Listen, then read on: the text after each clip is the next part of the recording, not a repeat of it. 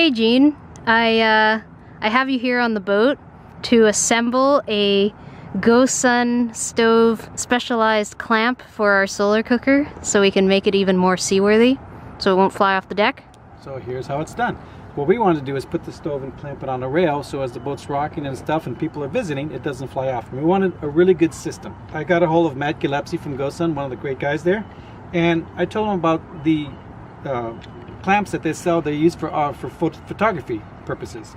Now this particular clamp, it comes with a bunch of stuff in a little bag. It's only $19. You don't need everything that comes on it because we're not using it for photography. We're going to use it for the stove. The first thing you want to do is go ahead and take off the items you don't need. This is an extra device that holds your camera. We're not going to use that. We're not going to use the nut toggle switches on the back. We're going to get rid of that. Set it aside. We're going to use just this device. You'll find a Phillips screw here. You have to take this off. There's a spring underneath it. First thing you do is you flip it over and take this Phillips screw off and remove this. Now, there's a little spring that goes under there.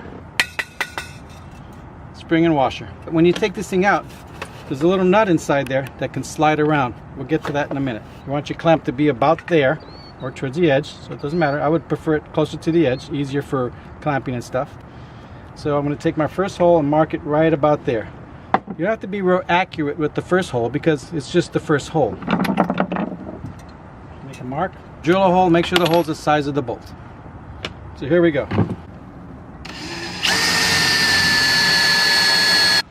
Now we're going to measure the distance between these two holes. 2 are threaded, 2 are not. We're going to use the threaded holes. Starting from the one for an accurate reading, it's 1 inch and 3/8. 1 inch and 3/8. Center to center.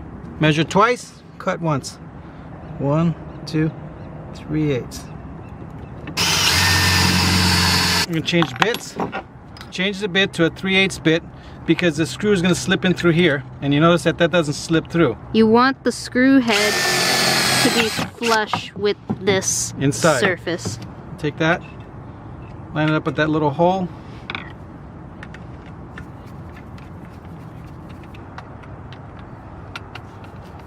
Okay, that's all assembled. That's all you do there. Don't forget you got that 1/4 screw in there. Make sure it's centered. Which it is. This goes back on here.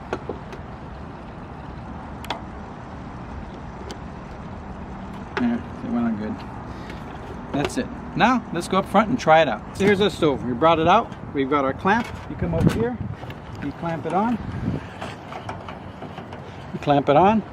It takes a really firm grip.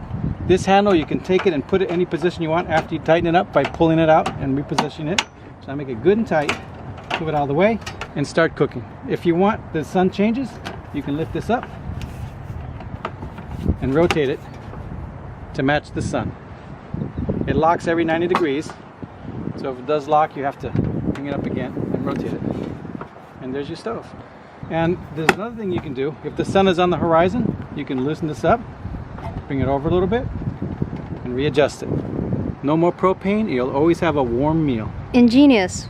You've made this GoSun stove completely seaworthy now.